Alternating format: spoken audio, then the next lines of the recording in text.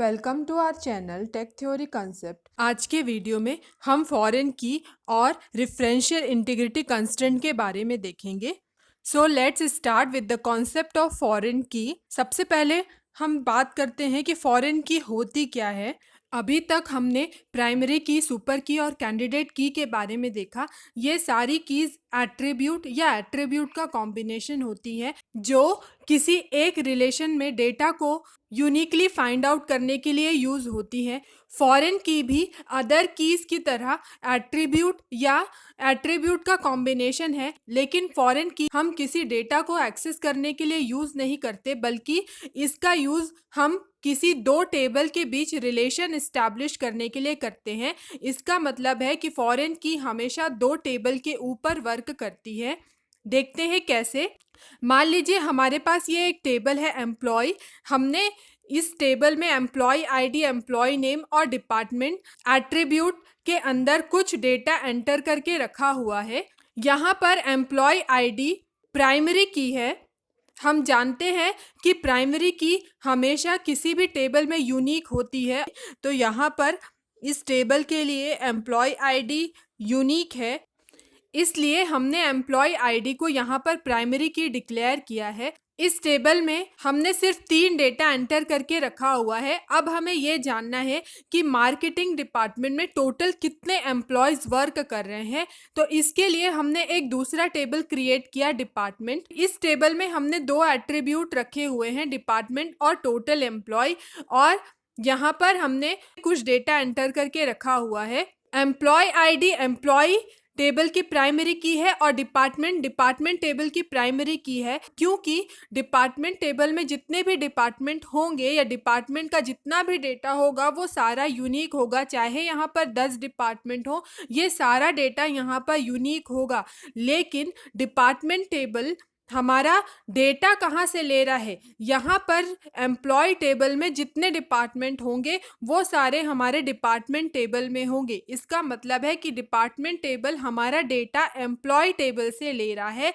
इसलिए जो employ table का डिपार्टमेंट एट्रीब्यूट होगा वो हम एज ए फॉरेन की यूज करेंगे अपने डिपार्टमेंट टेबल के लिए। फॉरेन की का मतलब यहाँ पर ये है कि जब हम किसी एट्रीब्यूट को फॉरेन की डिक्लेयर करते हैं तो उसका रेफरेंस हम अपनी नई टेबल में पास करते हैं, या हमारा जो न्यू टेबल है उसका एक एट्रीब्यूट प्रीवियस टेबल के एट्रीब्यूट से डेटा का रेफरेंस लेती है या डेटा को रेफर करती है। यहाँ पर एम्प्लॉय टेबल में जितने भी डेटा होंगे वो सारे हमारे न्यू टेबल में होंगे। तो जो पहला टेबल है यहाँ पर उसे हम बोलते हैं रेफरेंस टेबल, और जो दूसरा टेबल है उसे हम बोलते हैं रेफरेंसिंग टेबल। क्योंकि पहले टेबल से हम रेफरेंस ले रहे हैं, इसलिए ये पहला टेबल रेफरेंस टेबल कहलाएगा और दूसरा टेबल रेफरेंसिंग टेबल कहलाएगा।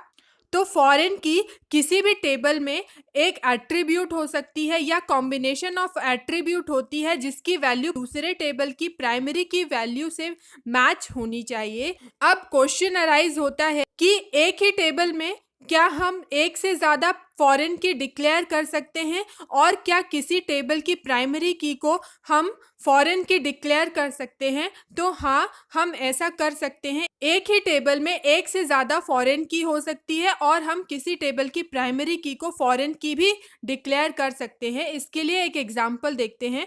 इस टेबल में हमने 3 ही डेटा रखा हुआ है, एम्प्लॉय आईडी, एम्प्लॉय नेम और डिपार्टमेंट। हमने यहाँ पर एम्प्लॉय की पर्सनल इंफॉर्मेशन नहीं रखी हुई है। अब हमें पर्सनल इंफॉर्मेशन चाहिए, तो इसके लिए हम एक न्यू टेबल क्रिएट कर रहे हैं एम्प्लॉय इन्फो नाम की, जिसमें हमने एम्प्लॉय आईडी, उसका एड्रेस और भी एट्रीब्यूट हम इस टेबल में ऐड कर सकते हैं, जैसे उसका वर्क एक्सपीरियंस कितना था, उसकी एजुकेशन कहाँ से हुई, एक्सेट्रा। इस टेबल में अभी 2 ही एट्रीब्यूट रखे हुए हैं, एम्प्लॉय आईडी और एड्रेस।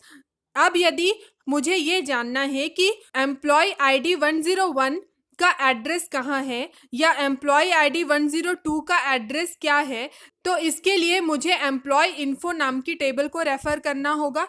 अब यहाँ पर आप देख सकते हैं कि हम रेफरेंस एम्प्लॉय का कहाँ से ले रहे हैं, अपने एम्प्लॉय टेबल से रेफरेंस ले रहे हैं एम्प्लॉय इन्फो टेबल में।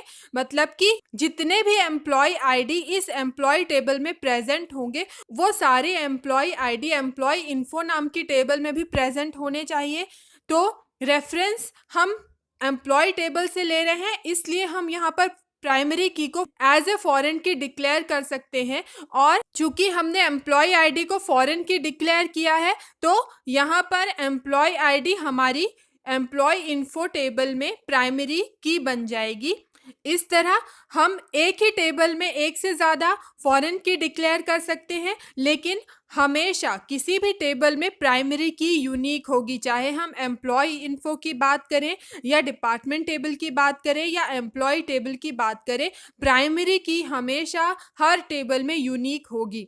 अब हम देखते हैं यदि हम एसक्यूएल लैंग्वेज और ओरेकल प्लेटफॉर्म यूज कर रहे हैं तो हम कमांड कैसे लिखेंगे फॉरेन की को डिक्लेयर करने के लिए।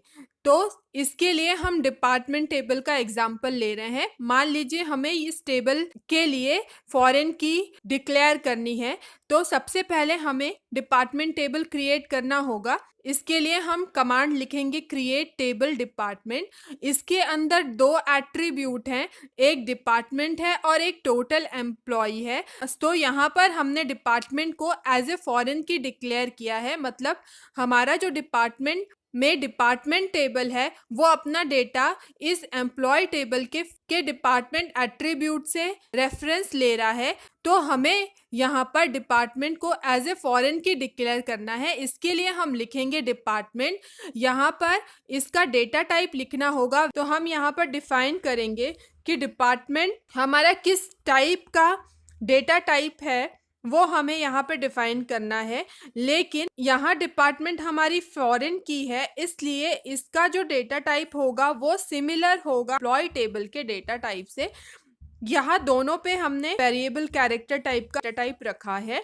तो यहाँ पर हमने डिफाइन कर दिया वेरिएबल कैरेक्टर 20। इसका टोटल लेंथ बता रहा है कि डिपार्टमेंट में टोटल नंबर ऑफ कैरेक्टर कितने हो सकते हैं, 20 हो सकते हैं। अब हम लिखेंगे रेफरेंस। रेफरेंस मतलब कि हम रेफरेंस कहाँ से ले रहे हैं, उस टेबल का नाम, एम्प्लॉय और कौन सा एट्रीब्यूट हम रेफरेंस के लिए यूज कर रहे हैं उसे ब्रैकेट में यूज करेंगे डिपार्टमेंट। इस तरीके से हम फॉरेन की के लिए कमांड लिख सकते हैं।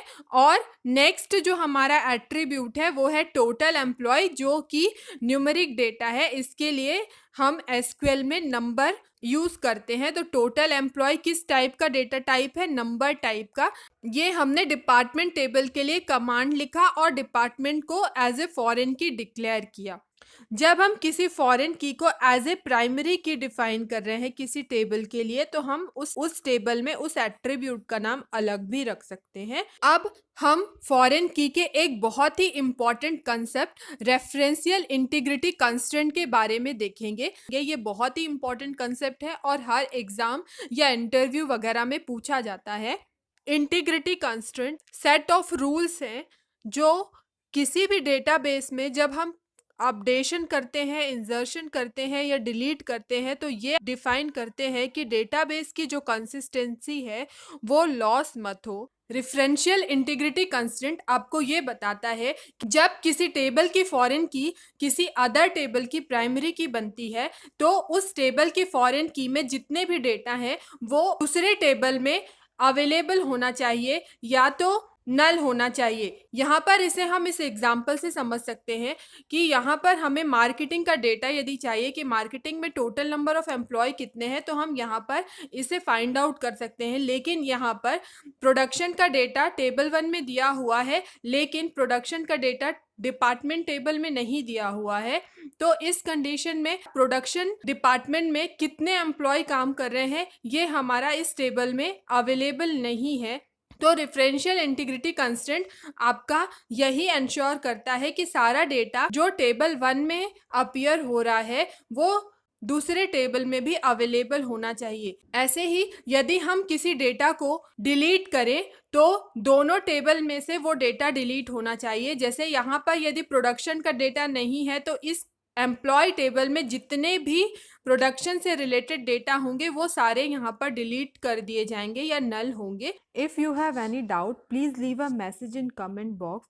Also, don't forget to like, share and subscribe our channel Tech Theory Concept, as it motivates us to create a new and knowledgeable video for you.